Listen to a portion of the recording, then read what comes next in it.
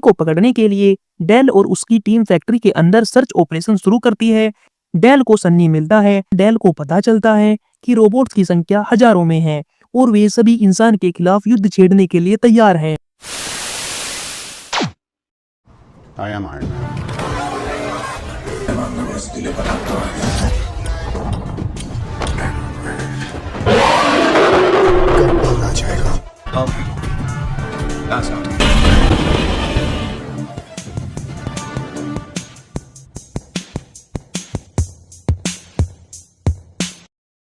इस मूवी की शुरुआत में सन 2035 का समय दिखाया जाता है, यानी कि फ्यूचर का समय, जहां हर इंसान का काम रोबोट करते हैं।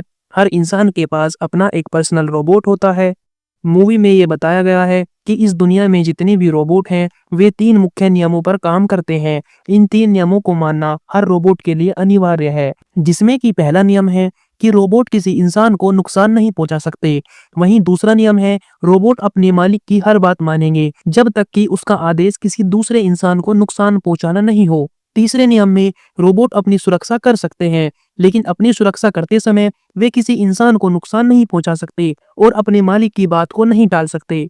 हर रोबोट में ये 3 नियम कोड किए जाते हैं ताकि वे इन्हें फॉलो करे। अगर कोई रोबोट इन नियमों को तोड़ता है तो उसे डीएक्टिवेट कर दिया जाता है। दुनिया में सभी रोबोट यूएसआर यानी कि यूनाइटेड स्टेट रोबोटिक्स नाम की कंपनी बनाती है। इसके बाद कहानी कट हो जाती है और हमें डेल नाम के व्यक्ति को सोते हुए दिखाया जाता है। वह किसी सपने में होता है। सपने में वह देखता है कि उसका एक्सीडेंट हुआ है, जहां उसकी और एक दूसरी कार ट्रक से टकरा जाती है। दोनों कारें पानी में गिर जाती है। तभी एक रोबोट उनकी मदद करने के लिए आता है। डेल को रोबोट बचाने लगता है, लेकिन दूसरी कार में एक छोटी बच्ची भी फंसी होती है। डेल रोबोट से कहता है कि बच्ची को बचाओ, मैं खुद बाहर आ जाऊंगा। लेकिन रोबोट के अंदर भावनाएं यानी फीलिंग्स नहीं होती। वह प्रोग्राम किए गए नियमों के अनुसार काम करता है और उस व्यक्ति को बचाने को प्राथमिकता देता है जिसके बचने की संभावना ज्यादा होती है। रोबोट डेल को बचा लेता है, लेकिन बच्ची को समय पर मदद न मिलने की वजह से उसकी मौत हो जाती है। इस घटना के बाद डेल रोबोट से नफरत करने लगता है। इसके बाद हमें डेल को नींद से जागते हुए दिखाया जाता है, जिसके बाद हमें यह पता चलता है कि यह घटना वास्तव में हुई थी और बच्ची को ना बचा पाने के दर्द डेल को आज तक परेशान करता है। अब हमें दिखाया जाता है कि एक रोबोट किसी का पर्स लेकर भाग रहा है। डेल को यह लगता है कि इस रोबोट ने चोरी की है। डेल उस रोबोट को पकड़ने के लिए उसका पीछा करता है और आखिरकार उसे पकड़ लेता है। लेकिन तब उसे पता चलता है कि वह रोबोट एक लड़की का था और वही उसका काम कर रहा था। यह समझकर डेल वहां से चला जाता है।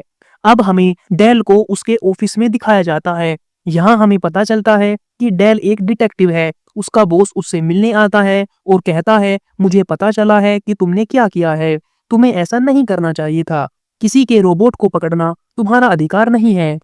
बॉस आगे कहता है, मुझे पता है कि तुम रोबोट से नफरत करते हो, लेकिन तुम्हें भी पता है कि आज तक किसी रोबोट ने किसी इंसान को नुकसान नहीं पहुंचाया।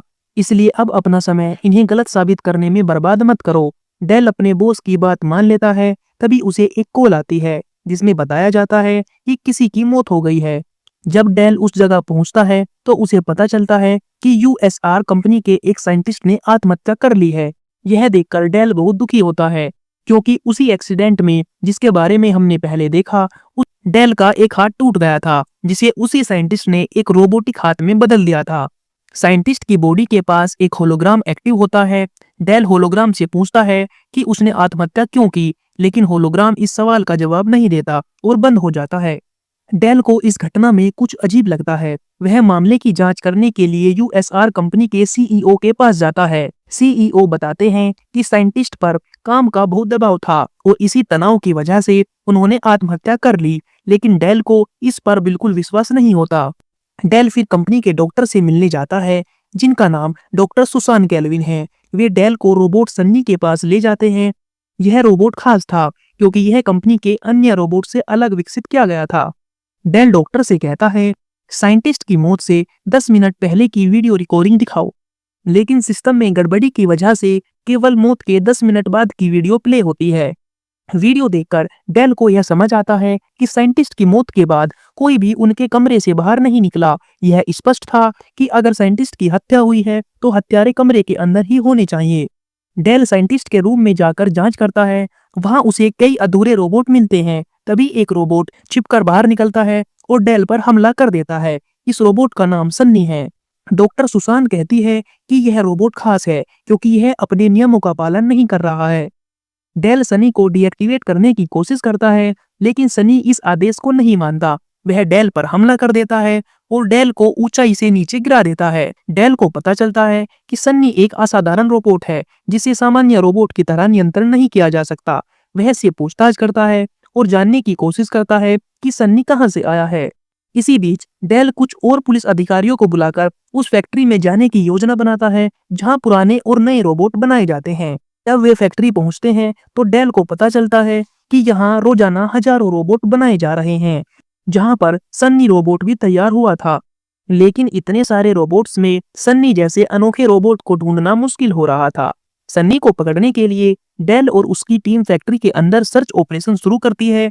डेल को सन्नी मिलता है, लेकिन सन्नी उन्हें बताता है कि उसने साइंटिस्ट की हत्या नहीं की, बल्कि साइंटिस्ट ने अपनी मौत की योजना बनाई थी। सन्नी आगे कहता है कि साइंटिस्ट ने उसके अंदर इंसानों जैसी भावनाएं पैदा की थी। सन्नी से और सवाल करने से पहले कंपनी के सिक्योरिटी वहां पहुंच जाते हैं।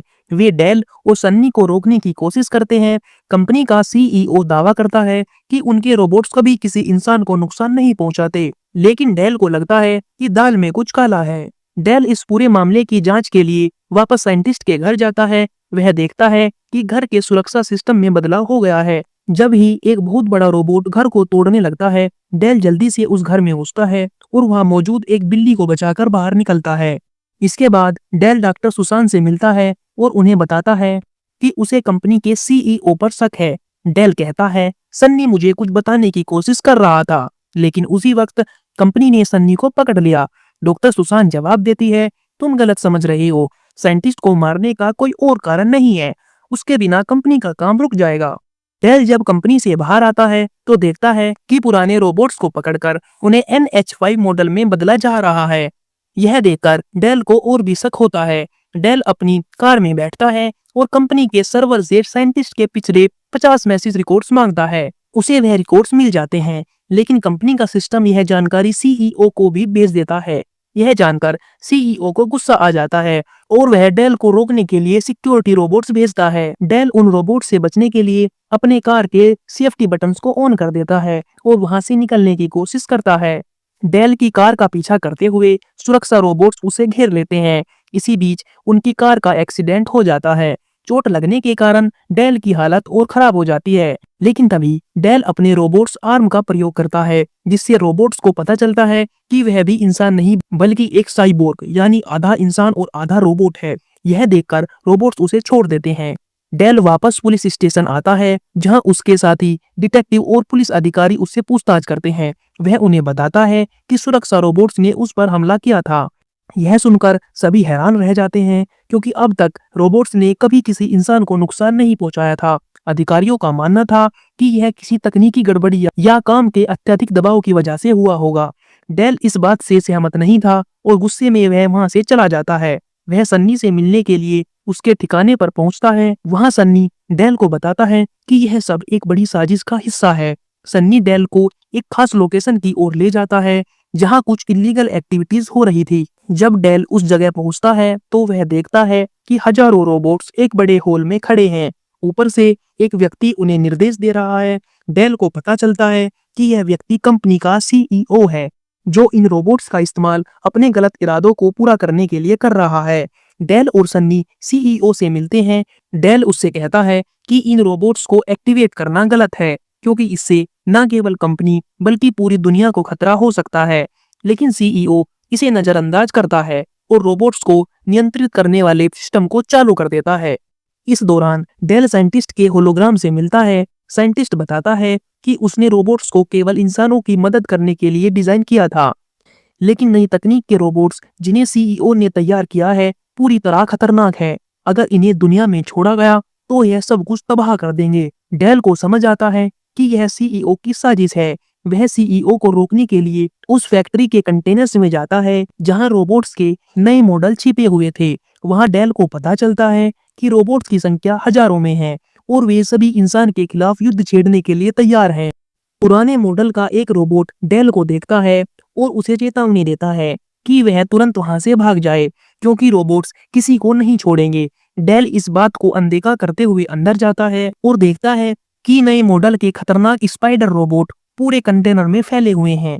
अब इंसान और रोबोट्स के बीच एक बड़ा युद्ध छिड़ने वाला था। ऐसे लग रहा था कि यह सिर्फ एक तकनीकी समस्या नहीं, बल्कि इंसानियत और मशीनों के बीच एक बड़ी लड़ाई थी। रोबोट बहुत शक्तिशाली थे और उनकी एक्टिविटीज भी इंसान के मुकाबले बहुत तेज थी। इसी वजह से इंसान उन्हें रोकने में नाकाम हो रहे थे। रोबोट लगातार निर्दोष लोगों को मार रहे थे और शहर में तबाही मचा रहे थे। इस बीच डेल और उसके साथी सनी के साथ उस कंपनी के सीईओ के मुख्यालय पहुंचते हैं। रास्ते में डेल को पता चलता है कि रोबोट को नियंत्रित करने वाला कोई और नहीं बल्कि कंपनी का सीईओ ही है। लेकिन जब वे उसके ऑफिस पहुंचते हैं तो उन्हें वहां सीईओ मरा हुआ मिलता है। यह देखकर सभी चौंक जाते हैं। डेल को यकीन हो जाता है कि इस साजिश के पीछे कोई और है जो रोबोट्स को कंट्रोल कर रहा है। उन्हें याद आता है कि इस कंपनी का एक गुप्त विभाग है जो सारी गतिविधियों को नियंत्रित करता है। डेल और उसके साथी उस विभाग की ओर बढ़ते हैं। ऑफिस के अंदर सनी डेल को बताता है कि उसने सीईओ को डीएक्टिवेट नहीं किया था, बल्कि किसी और को डीएक्टिवेट कर दिया था। यह बात क्लियर हो जाती है कि रोबोट्स के नियंत्रण के पीछे कोई और है। लेकिन रोबोट्स के हमले के कारण स्थिति और बिगड़ जाती है। एक रोबोट एक रिपोर्टर को मारने ही वाला होता है, लेकिन डेल उसे रोकने में कामयाब होता है। अब वे समझ जाते हैं कि अगर सभी रोबोट्स को डीएक्टिवेट करना है तो उन्हें कंपनी के कंट्रोल सिस्टम तक पहुंचना होगा। सनी बताता है कि इस पूरे सिस्टम को बंद करने के लिए एक डिवाइस की जरूरत है जिसे रोबोट चैम्बर में लगाया जा सकता है। यह चैम्बर ऑफिस की इमारत के नीचे है। डेल, सनी और उसकी टीम उस चैम्बर तक पहुंचने की योजना बनाते हैं। डिवाइस को डीएक्टिवेट करने के लिए समय चाहिए था, लेकिन बाहर शहर में तबाही बढ़ती जा रही थी। डेल ने पूछा, क्या इसे तेजी से खत्म करने का कोई और तरीका है?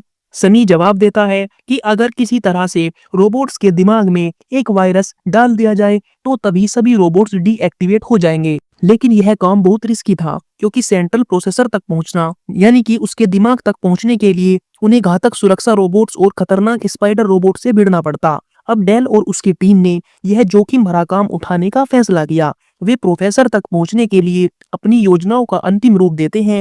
यह उनका आखिरी मौका था, रोबोट को रोकने और इंसानियत को बचाने का। रोबोट को रोकने के लिए डेल और उसकी टीम तेजी से काम करती है। जैसे ही वे डिवाइस को सेंट्रल प्रोसेसर में लगाने की कोशिश करते हैं, विक्की नाम का शक्तिशाली रोबोट उनके सामने आ जाता है।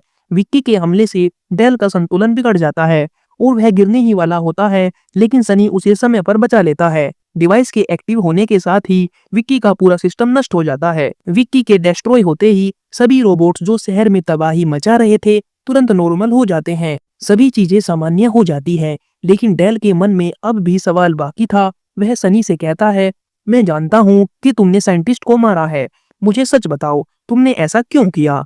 सनी गहरी सांस लेते हुए उसे जवाब देता है, साइंटिस्ट ने यह महसूस कर लिया था कि एक दिन ये रोबोट्स इंसानों के लिए बड़ा खतरा बन जाएंगे। वह इस डर से परेशान रहते थे।